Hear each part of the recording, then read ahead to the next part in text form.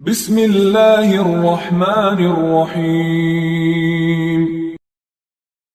امام مالک رحمۃ اللہ علیہ نے نافع اور عبداللہ ابن دینار سے خبر دی اور انہیں حضرت عبداللہ بن عمر رضی اللہ عنہ نے کہ ایک شخص نے نبی کریم صلی اللہ علیہ وسلم سے رات میں نماز کے متعلق معلوم کیا تو آپ صلی اللہ علیہ وسلم نے فرمایا کہ رات کی نماز دو رکعت ہے، پھر جب کوئی صبح ہو جانے سے ڈرے تو ایک رکعت پڑھ لے، وہ اس کی ساری نماز کو طاق بنا دے گی۔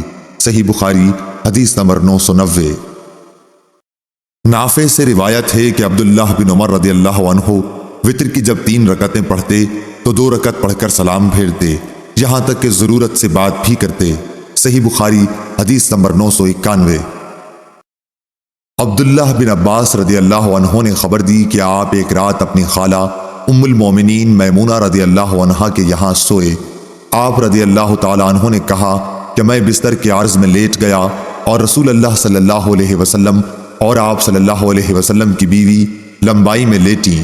آپ صلی اللہ علیہ وسلم سو گئے۔ جب آدھی رات گزر گئی یا اس کے لگ بھگ تو آپ صلی اللہ علیہ وسلم بیدار ہوئے۔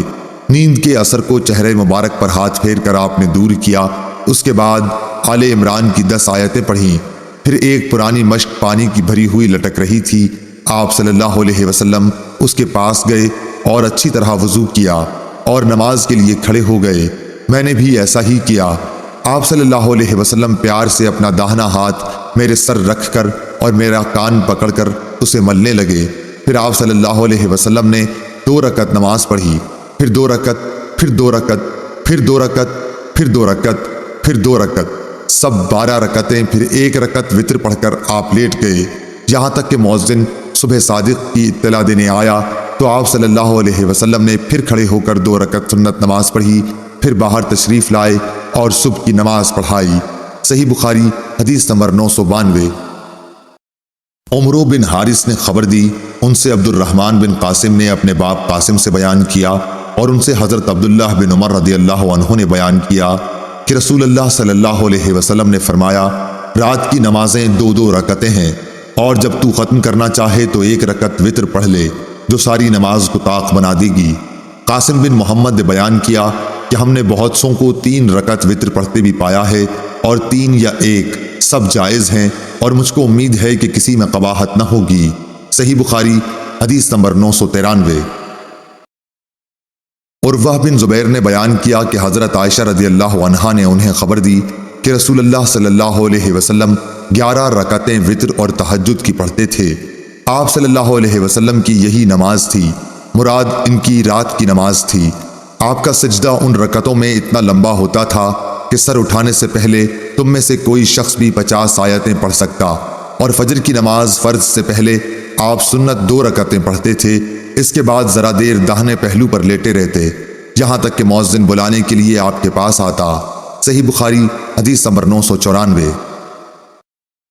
انس بن سیرین نے بیان کیا، کہا کہ میں نے ابن عمر رضی اللہ تعالی عنہ سے پوچھا کہ نماز صبح سے پہلے کی 2 رکعتوں کے متعلق آپ کا کیا خیال ہے، کیا میں ان میں لمبی قرأت کر سکتا ہوں؟ انہوں نے فرمایا کہ نبی کریم صلی اللہ علیہ وسلم تو رات کی نماز تہجد 2 رکعت کر کے پڑھتے تھے، پھر 1 رکعت پڑھ کر ان کو طاق بنا لیتے، اور صبح کی نماز سے پہلے کی 2 رکعتیں سنت فجر تو اس طرح پڑھتے گویا اذان اقامت کی آواز آپ کے کان میں پڑ رہی ہے۔ حماد کی اس سے مراد یہ ہے کہ آپ صلی اللہ علیہ وسلم جلدی پڑھ لیتے۔ صحیح بخاری حدیث نمبر 995۔ اعمش نے بیان کیا، کہا کہ مجھ سے مسلم بن کیسان نے بیان کیا، ان سے مسروق نے، ان سے حضرت عائشہ رضی اللہ عنہا نے فرمایا کہ رسول اللہ صلی اللہ علیہ وسلم نے رات کے ہر حصے میں بھی وتر پڑھا ہے، اور اخیر میں آپ کا وتر صبح کے قریب پہنچا۔ صحیح بخاری حدیث نمبر 996۔ ہشام بن عروہ نے بیان کیا، کہا کہ مجھ سے میرے باپ نے عائشہ رضی اللہ عنہا سے بیان کیا کہ آپ نے فرمایا نبی کریم صلی اللہ علیہ وسلم تہجد کی نماز پڑھتے رہتے، اور میں آپ صلی اللہ علیہ وسلم کے بستر پر عرض میں لیٹی رہتی، جب وتر پڑھنے لگے تو مجھے بھی جگا دیتے اور میں بھی وتر پڑھ لیتی۔ صحیح بخاری حدیث نمبر 997۔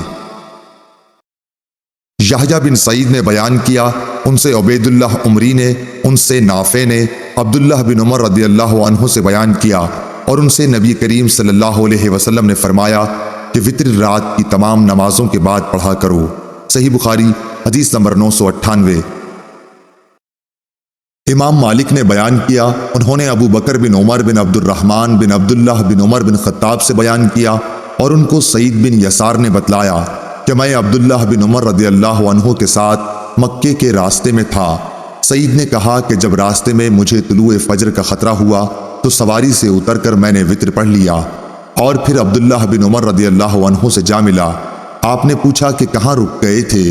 میں نے کہا میں اب صبح کا وقت ہونے ہی والا تھا، اس لیے میں سواری سے اتر کر وطر پڑھنے لگا۔ اس پر حضرت عبداللہ بن عمر رضی اللہ عنہ نے فرمایا کہ کیا تمہارے لیے نبی کریم صلی اللہ علیہ وسلم کا عمل اچھا نمونہ نہیں ہے؟ میں نے عرض کیا کیوں نہیں، بے شک ہے۔ آپ رضی اللہ عنہ نے بتلایا کہ نبی کریم صلی اللہ علیہ وسلم تو اونٹ ہی پر وطر پڑھ لیا کرتے تھے۔ صحیح بخاری حدیث نمبر 999۔ جویریہ بن اسما نے بیان کیا، ان سے نافع نے اور ان سے عبداللہ بن عمر رضی اللہ عنہ نے کہ نبی کریم صلی اللہ علیہ وسلم سفر میں اپنی سواری ہی پر رات کی نماز اشاروں سے پڑھ لیتے تھے، خواہ سواری کا رخ کسی طرف ہو جاتا۔ آپ صلی اللہ علیہ وسلم اشاروں سے پڑھتے رہتے، مگر فرائض اس طرح نہیں پڑھتے تھے اور وطر اپنی اونٹنی پر پڑھ لیتے۔ صحیح بخاری حدیث نمبر 1000۔